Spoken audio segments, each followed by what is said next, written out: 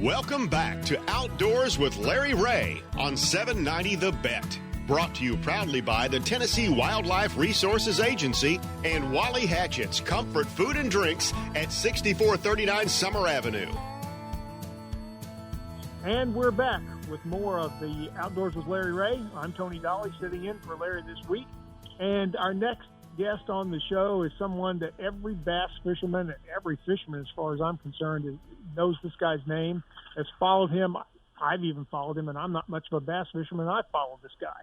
I like what he does. I like the way he conducts himself on it and off the water.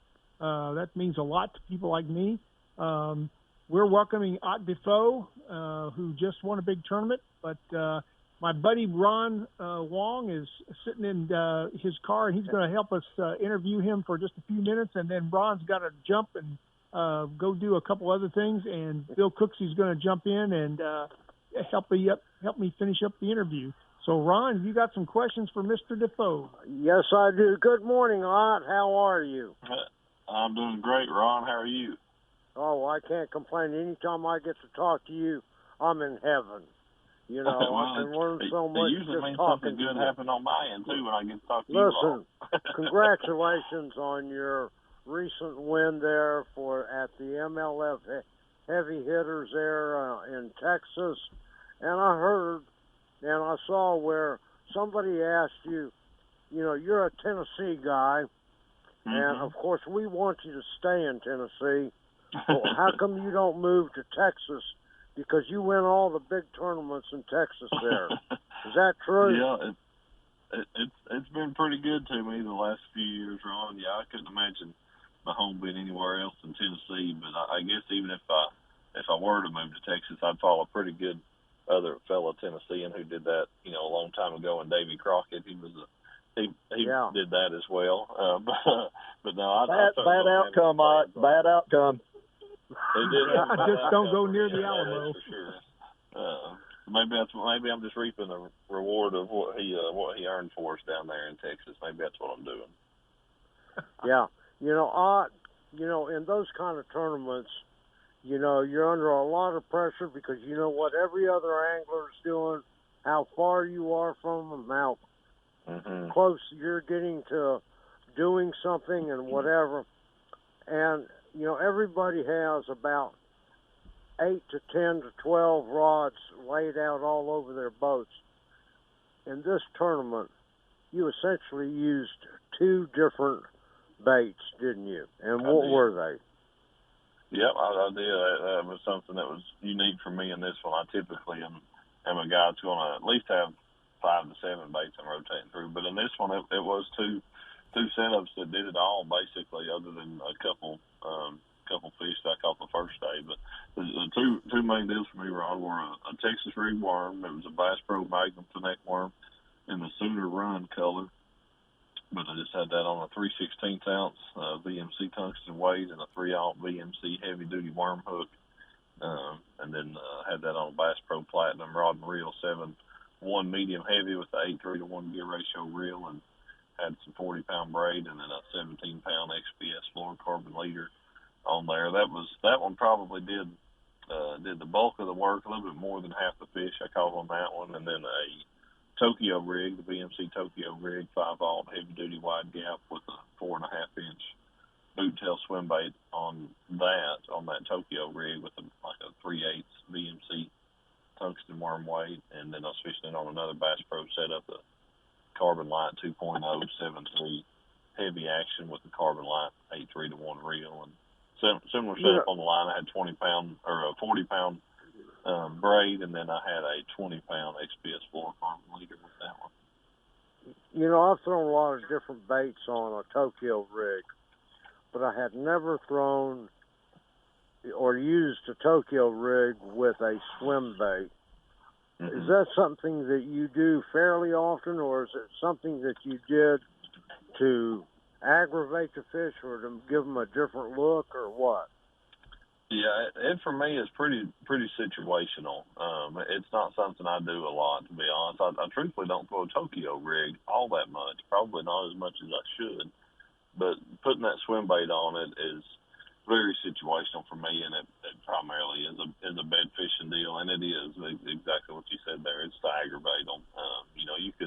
You could rig that swim bait on a belly weighted hook and keep it weedless and fish it in their bed like that and aggravate those fish some. But with that Tokyo rig, you don't need a lot of weight to really keep the bait on the bottom well.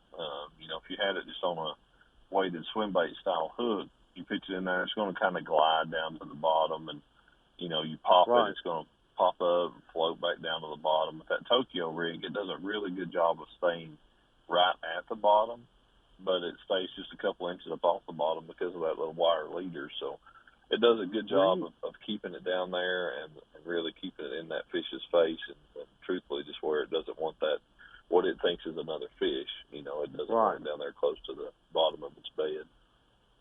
And you were using it for sight fishing too, weren't you? Yes, I absolutely was. Both of those I was using, when I was actually sight fishing.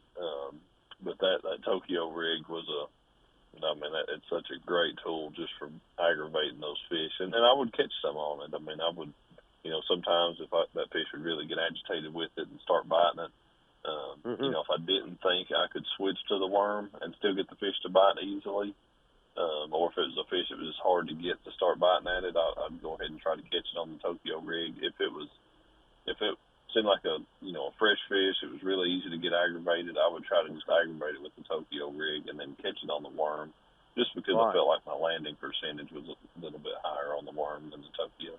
Hey, this is Bill Cooksey, and I'm always glad to see a Tennessee fisherman, it's my home state too, do well. And it seemed like for years we didn't have many at the top rungs of bass fishing for whatever reason, but it's good to see y'all back up there. And I'm real proud that you have a much better record in Texas than Davy Crockett did. He got famous, but 0-1 ain't a good way to roll. But no, it's true. What's that? That's definitely true. The way he got famous, that's not the kind you want. But on fishing and on the tournament, I was reading that you didn't catch a fish deeper than 18 inches, but you generally couldn't see the fish. So how similar was it to classic sight fishing where you watch the fish take, or what are the differences there? Because with our stained water in West Tennessee, it's rare that we can really see the fish even when they're up shallow. Right. Yeah, and that was definitely that case down there. Those fish were extremely shallow. Some of the beds were probably in 12 to 14 inches, but none of them were over 24, at least the beds as you could see. And it was, the water was colored, so you had that to deal with a little bit. But a big thing was, they were in cover and kind of like out there in West Tennessee, I think of like fishing bushes on Kentucky Lake and stuff. And those fish may be really, really shallow, but they're in all that cover, that makes them really hard to see. So even if the water was just slightly off-colored, but they're in so much cover, they become very difficult to pick out. And that was certainly the case down here. There were some little like reeds and cattail type stuff that those fish were spawning in and kind of under, and those kind of have a canopy like effect to them. So they'd be maybe right at the base of them, but they've kind of got some stuff out hanging over that makes them really hard to see. And then there was some gator grass and stuff that was kind of the same deal. Those fish it was opening up underneath for them to make a bed or be kind of under the edge or whatever, but they were back in the shade and really, really hard to pick out. And combine that with the fact that it wasn't the bottom substrate there. It's like where there'd be a white area circular outside the bed, but the actual inside of the bed would be black. So it wasn't like what you'd see in Florida on TV of a big white sandy spot and the fish sitting in the middle of it. But to offset that, the fish were not real boat shy, so you can get pretty close to them. And there were several of the fish that I would see the fish, and a lot of times I would see a bed, and then I'd ease up there and start fishing it, and I may make 4 or 5 casts at it before I know, before I truly see the fish sitting on that bed. Now sometimes I would spot them before I ever started fishing, but there were multiple times I would just start blind pitching at a bed, and then I would eventually see the fish, and could kind of start making adjustments with my cast at that point. But so I don't know. I'd say I truly sight fished probably half of the fish that I scored, somewhere in that range. Half, maybe even a little bit more than. that I would say I legitimately sight fished, even though some of them I didn't see before I started fishing. So this seeing is a few and Tony catching Dolly a few again. gave you enough information to keep focused on the key spots where you couldn't see them. Exactly. You know, and that's just kind of a tip for people out there if they're new to bed fishing or whatever. You know, if you watch where a bass sits, where you could say resting or just its, you know, resting defensive posture on a bed, and watch that fish just kind of, you know, make circles and stuff. The area you want to try to get your bait is, if you watch where that bass, where it kind of circles about the middle of its body, kind of from its anal fin to its gills, somewhere in that range, they'll pretty much keep that in the same part of the bed. You know, their head and their tails are going to be on the edges of it.